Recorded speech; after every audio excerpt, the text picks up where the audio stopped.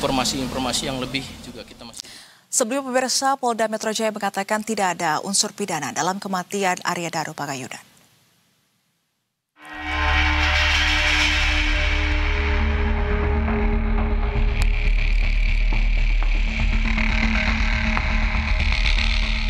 Direktorat Reserse Kriminal Umum Polda Metro Jaya mengumumkan hasil penyelidikan atas kematian diplomat muda Kementerian Luar Negeri Arya Daru Pagayunan dalam jumpa pers pada Selasa 29 Juli 2025. Berdasarkan hasil penyelidikan yang dilakukan polisi dengan melibatkan beberapa ahli, disimpulkan bahwa tidak ada keterlibatan pihak lain dalam kematian ADP.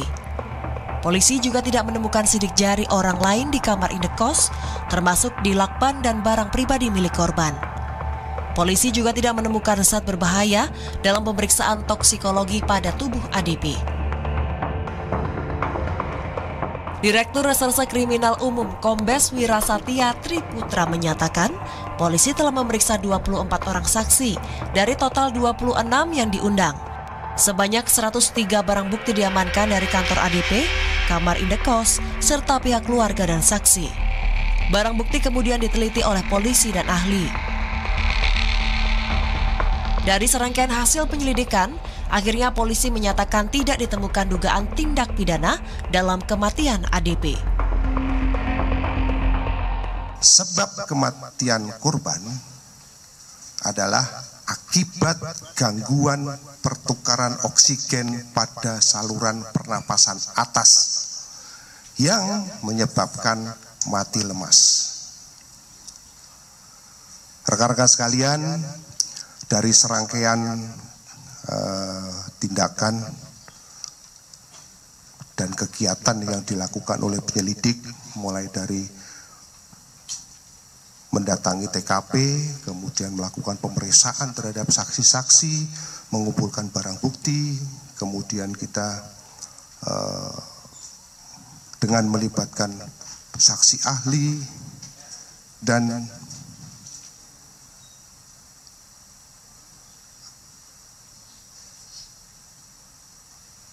pada kesempatan yang baik ini, kami akan menyimpulkan hasil daripada penyelidikan yang kami lakukan bahwa penyelidikan yang kami lakukan, kami simpulkan belum menemukan adanya peristiwa pidana.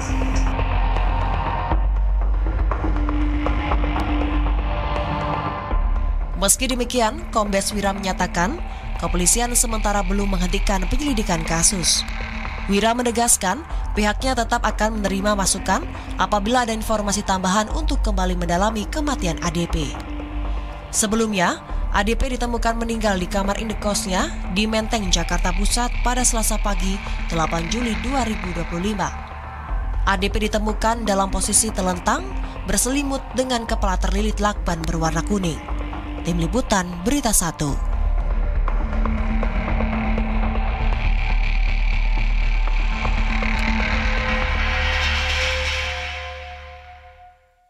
Pemirsa, untuk membahas kasus kematian diplomat Kementerian Luar Negeri Arya Daru Pagayunan, kita akan berbincang dengan Nikolai Aprilindo, kuasa hukum keluarga Arya Daru, serta juga mendengarkan tanggapan dari Purnawirawan Polri yang kini menjadi penasihat ahli Kapolri bidang hukum, Bapak Arianto Sutadi. Selamat sore, Pak Nikolai dan juga Pak Arianto. Baik. Selamat sore. Baik, kita akan ke Pak Nikolai terlebih dahulu. Pak Nikolai, sebelumnya kami tim Berita 1 menyampaikan duka cita atas apa yang menimpa Arya Daru dan juga keluarga yang ditinggalkan. Tentunya ini bukan hal yang mudah begitu. Dan sebelumnya pihak keluarga menyebut ada banyak kejanggalan dalam kasus ini. Dan bisa dijelaskan mungkin kejanggalan apa saja yang membuat keluarga tidak percaya dengan kesimpulan polisi? Baik, perlu saya sampaikan. Pertama, kenapa keluarga baru speak up ya? Karena banyak pertanyaan masyarakat. Kenapa baru keluarga sekarang speak up? Keluarga baru speak up, ada berbagai alasan. secara psikologi seorang yang sedang berduka itu mengalami keguncangan.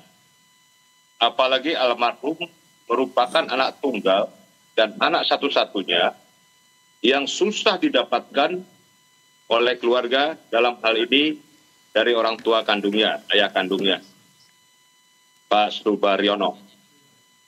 Nah, hal lain perlu kami sampaikan bahwa almarhum itu sudah mempersiapkan diri sedemikian rupa untuk menempati pos barunya di Finlandia. Visa sudah dibuat, tiket sudah dibeli, paspor sudah dibuat, baik untuk istri dan anak-anaknya, untuk orang tuanya, dan untuk mertuanya. Semua sudah disiapkan. Bahkan sudah mempersiapkan sekolah anak-anaknya di Finlandia. Dan juga almarhum sudah begitu happy, begitu senang akan membawa keluarganya pindah ke Finlandia. Okay. Ini kami dapatkan langsung dari pihak keluarga, dari istri, dari orang tua, dari mertua. Sehingga mereka menjadi tanda tanya atas kesimpulan dari Polda Metro Jaya yang menyatakan bahwa misteri kematian almarhum tidak melibatkan pihak lain dan tidak ada tindak pidana. Itu pertama. Yang kedua, dari proses kematian almarhum dengan dilakukan, sebelum dilakukan, wajah ditutupi plastik, kemudian dilakukan dengan sedemikian rapinya, sehingga pihak keluarga meyakini bahwa ini ada pihak lain yang melakukan itu. Baik. Tidak mungkin almarhum melakukannya sendiri. Okay. Adapun dikatakan bahwa tidak ditemukan sidik jari yang lain selain sidik jari almarhum dilakukan tersebut, dalam kejahatan pembunuhan profesional, tentu secara profesional dipergunakan alat, sarung tangan, dan alat lainnya untuk menghilangkan jejak. Dan ini sering terjadi di mana-mana, bahkan di Indonesia maupun di luar negeri.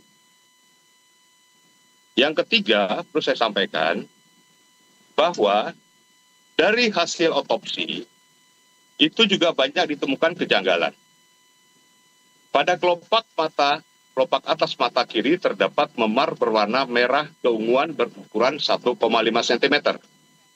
Pada bibir bagian bawah dalam terdapat luka terbuka berukuran 4 cm kali 1 cm dan memar berwarna ungu 1 cm kali 1 cm.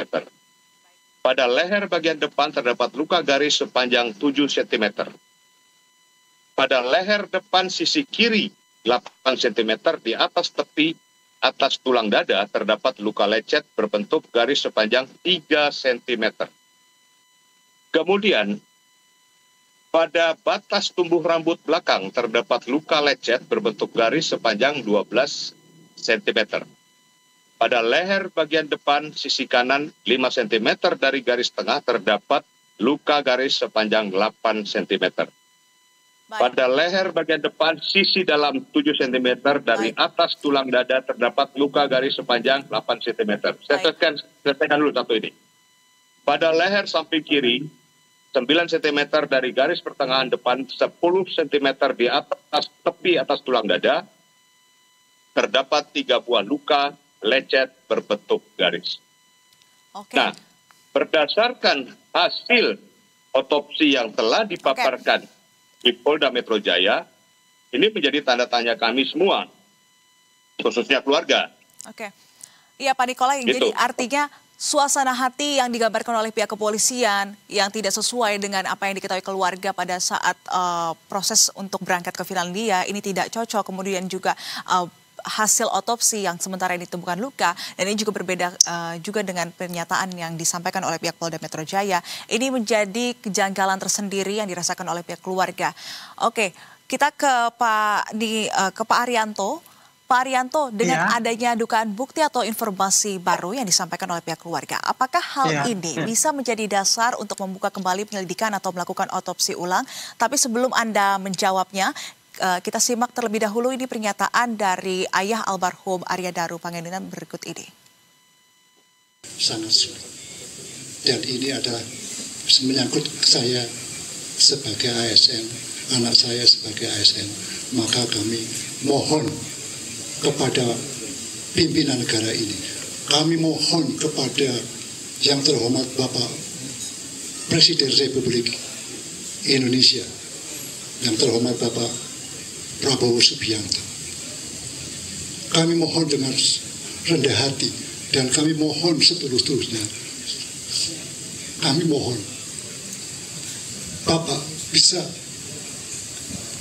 menginstruksikan, bisa menyampaikan kepada Kapolri, kepada Panglima TNI, kepada Menteri Luar Negeri, agar supaya segera bisa menjelaskan kepada kami tentang misteri yang terjadi pada anak. Baik Pak, silakan Pak Arianto dengan jawaban Anda seperti apa?